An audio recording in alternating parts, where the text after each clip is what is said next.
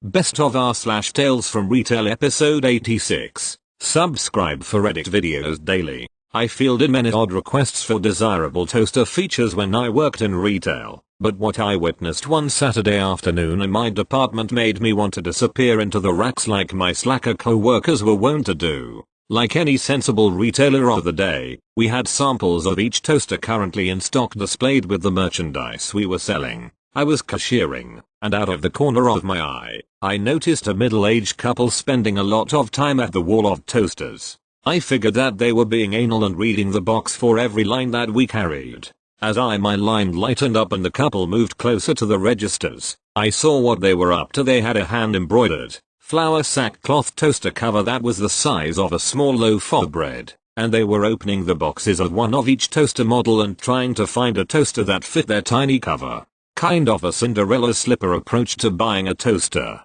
Normally, I would be resigned to my fate that I would just have to deal with whatever crazy John Q. Public was going to bring my way, but I was formulating a plan to escape the register before they approached the desk and asked me if I had a toaster that fit their cover. I knew that they would be the kind of folks who wouldn't be happy until I took their cover into the stock room and tried it on all my retired floor sample toasters. And if you've noticed what has been happening with toasters, toaster ovens, and American-made pickup trucks, manufacturers keep making them bigger. No one had likely carried any toaster of that size since the 90s.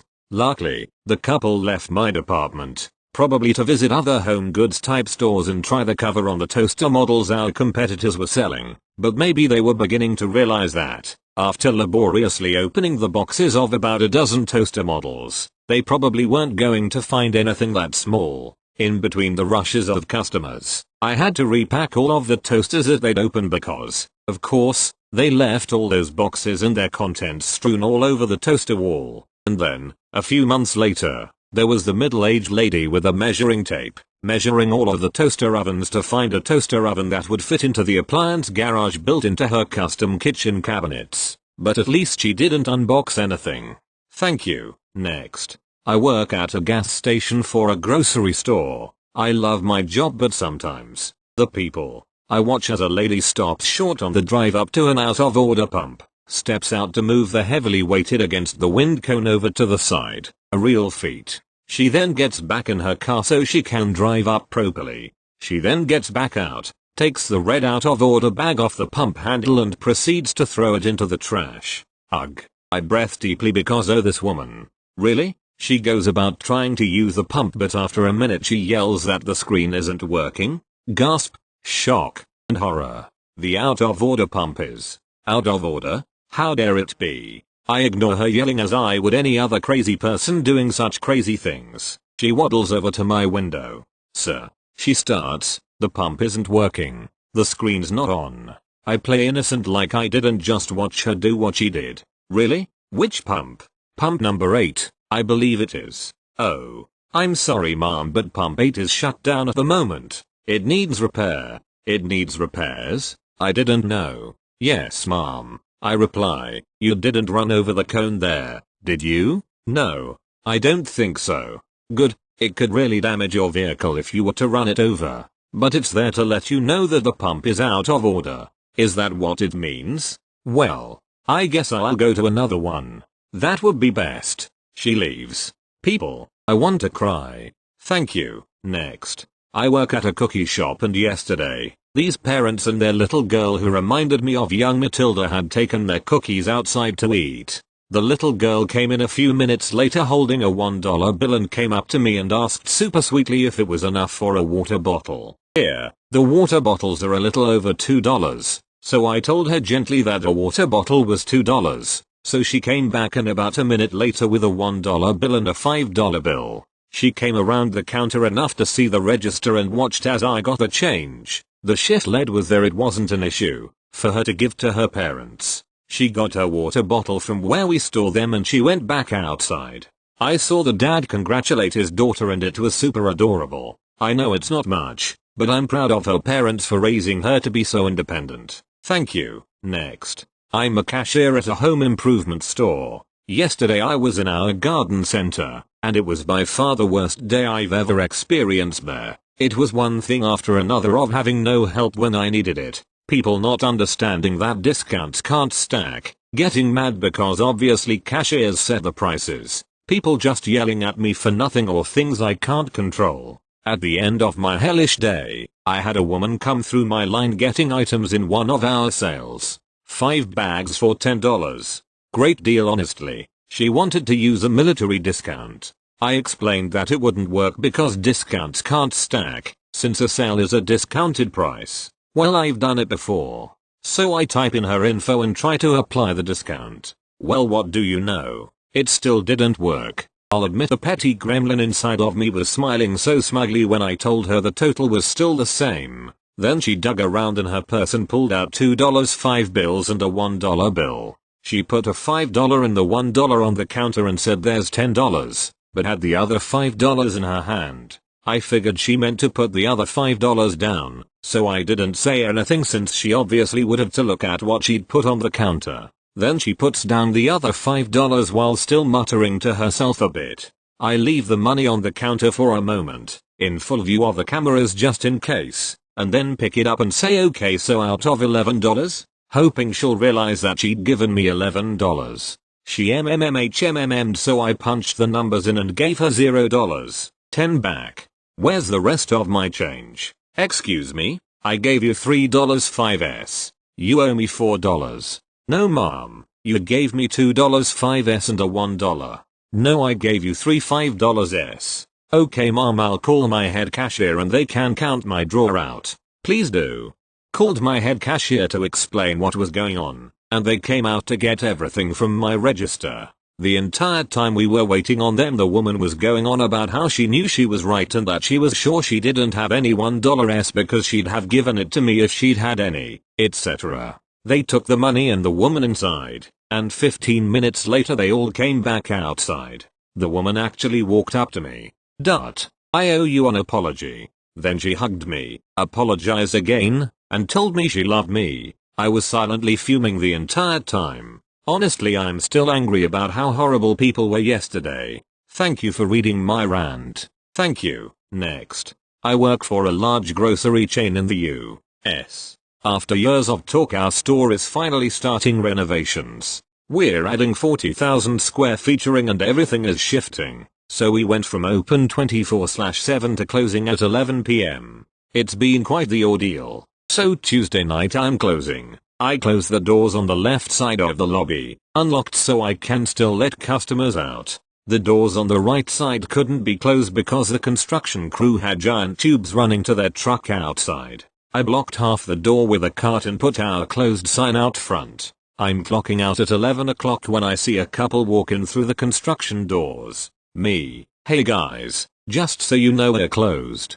Guy: "But we're already here and we're shopping." Me: "Unfortunately we're closed. Just try to hurry." Gee, we're already buying something. At this point I was tired of going back and forth, so I walked away. I was standing by the entrance with my manager waiting for the last few people to leave. The couple comes through, you scan, and the guy immediately approaches me. Guy: "Why don't you guys lock your doors?" Me: "Trying to explain why we can't." Guy: "How are you gonna talk to a customer like that with your manager standing right there?" Me: "I just told you the store is closed."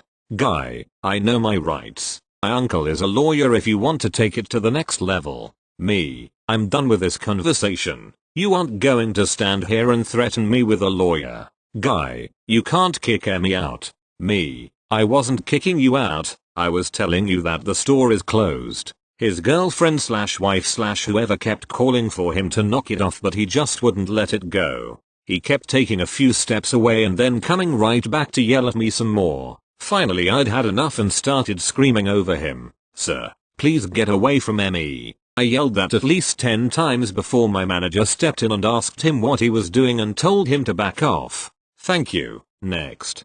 Posted again to change the title. I used to work as a cashier at a grocery store during my freshman/sophomore years of college, about 2 years ago now. Every single day was an experience with someone rather unpleasant, but one man in particular stood out above the rest. He was a tall man, middle-aged, and always wore a neck brace. Not super important, but might explain why he was grouchy. I always refer to him by this when I retell the story. A little background about me. I was an outstanding cashier, fastest scanner in the West. Us cashiers were very competitive about our numbers. I also worked as a bagger for 3 years prior and had been bagging for my mom since I was tall enough to reach the end out the belt. I'm very petite, just shy of 5 foot, and at the time was way thinner than I should have been. This all combined with being super sensitive to any form of criticism from strangers. Onto our fairly long story. Me, NBM neck brace man, be a high school bagger. My first interaction with him was awful and left me stunned. We have a little spiel we have to give when greeting a customer and starting a transaction. Hi, how are you today? Do you have a store name, VIP card? And is there anything at the bottom of your cart you need help with? Standard stuff. I'm standing at my register when NBM walks up and starts placing down his items. Hi, how are? NBM 12345. Reading me his phone number. I frantically started typing out his number into the system. I was flustered from being cut off, but it was just another customer. Then I got an error that I'd input the number incorrectly. I'm sorry, could you please repeat your number? NBM what? 12345. It went through this time and I scanned all his items as fast as I could in what I think must have been fair. I bagged them up for him before he finished his transaction. I told him to have a nice day before he huffed off with his groceries. Rude, but okay. The next time he came in was on a busy Sunday, so I was back to back with customers and in the zone. Hi, how? NBM 12345. I looked up briefly and frantically typed his number. For whatever reason I had somewhat remembered it, probably a fight or flight response. I kept my head down and through the entire encounter and again told him to have a nice day. NBM you too. I was shocked. This really took me out of it, but the next customer had already come up. I talked to my co-workers about it a bit afterwards and they all agreed how he was awful to all of them. It felt a bit weird to me. He came in again about a week later and this time I saw him and prepared myself. It was strange because it seemed like he looked for me down each lane before walking up. Prepared. I changed up my speech. Your number? He was the one shocked this time. NBM 12345. I started scanning his items in silence when I heard him talk. How are you today? I'm good. How are you? NBM fine. He didn't say anything else, but when I said have a nice day, he again replied you too. The next few interactions continued on like this and I saw him about once a week every Saturday. I had his number memorized and one time as a joke, read it while I typed it. I got a little chuckle out of him. It got to the point where when I didn't see him, I asked my co-workers if they had. No one even knew who I was talking about. The second to last time I saw him, I had a bagger with me. Hi, how are you? NBM I'm doing well. 12345. That's good to hear. We chatted about some things though I can't remember what. Usually it was just how work was or my classes. I finished his transaction and began helping the bagger bag his groceries. NBM, to B, can you hurry up? Damn kids are so slow. B, NBM, to me, have a good day, miss. You too. B what an asshole. Well, he's actually really nice, to me. It was at this moment that I realized just what had happened in the past months. He hadn't gotten happier. Nothing with this middle-aged white guy had changed. He just genuinely liked me. Maybe it was as a person. Maybe it was just that I did my job well. Or maybe it was because I treated him like a genuine person. I like to think he only came through my line. I wonder how he must be doing from time to time, if he still looks down the lanes to see if I'm working, or if he found another cashier. I never got to tell him I was leaving and I look back and wish I could have. I've told this story many times to different people, but on this particular day I wanted to share it with the world. And if neck brace guy ever sees this, I hope you're doing well and I want you to know that you made my day a little more bearable whenever you came through. I hope to share more stories from my times in retail, but for now, thanks for reading. TLDR, super rude guy becomes super nice to me and only me. Thank you. Next. This happened last week. It's one of my craziest retail experiences. I work at a craft store, which is usually a pretty chill job. You can typically count on crafters to have a little more patience than most people. I am usually a cashier, but that day they wanted me to run a demo, which I love to do. I'm in a great mood and chatting with the customers about the product we are demoing. I look up at the registers and notice a customer walk up. She is the only one in line behind the current customer at register. No biggie, right? Well, she seems agitated, like eye rolling, fidgeting, looking around for another cashier to come up. I am with a customer at the demo for a minute and finish up. In that 1-2 minutes 2 other families line up. I rush to the register to help out with the line. I call her up to the check stand. Remember, she was waiting a maximum of 3 minutes. Customer, finally. Me, utterly confused because I know she hasn't been there that long. Huh, pardon? Customer, it's about time. I shouldn't have to wait forever. Me, oh, inner eye roll. I'm sorry. Did you find everything okay? Customer, very icily with actual eye rolls. Yes. Me, okay, great. This woman isn't going to kill my mood. Customer pays. Machine takes forever to process, because life is funny that way. By then customer is visibly fuming. Not my fault, but apparently is. Receipt prints. Me, thank you very much. Enjoy the rest of your day. Customer starts dragging away calendar and I try and put receipt on top so she can carry both. Receipt lands on countertop because she moved it too fast. Customer starts to walk away, turns around and screams, "You threw my receipt at me. How dare you?" Me, wait, what? Genuinely I am still baffled. Customer, you just threw my receipt at me. That was so rude.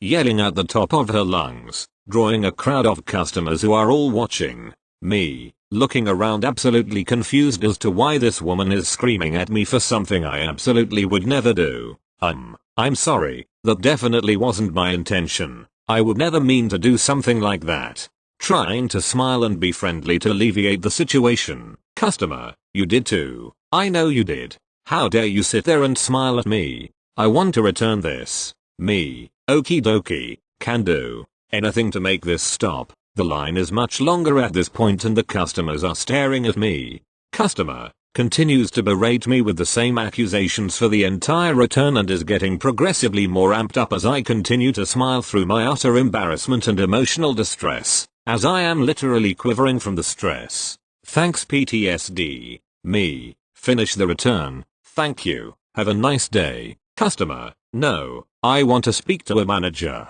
Me, okay, can do. Call up manager. Customer continues yelling and making a scene, but I don't remember exactly what was said.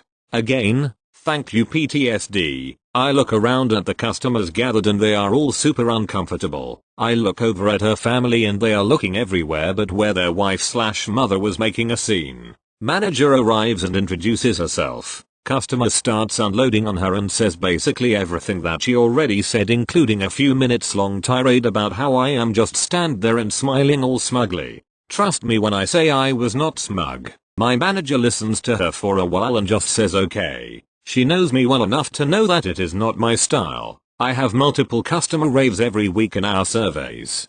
Customer, is that all you have to say? Aren't you going to do something? What are you going to do? Manger looks at me. Would you like to head to the back? Me, yes, thanks. I leave the situation, get to the break room and cry from the emotion and stress of a crazy person unleashing on me out of nowhere. After about 5 minutes I have calmed down and cleaned my face up. I ask if I can go back to the demo and I do. For the next hour I had customers come up and apologize for her behavior and applaud me on how I handled the situation.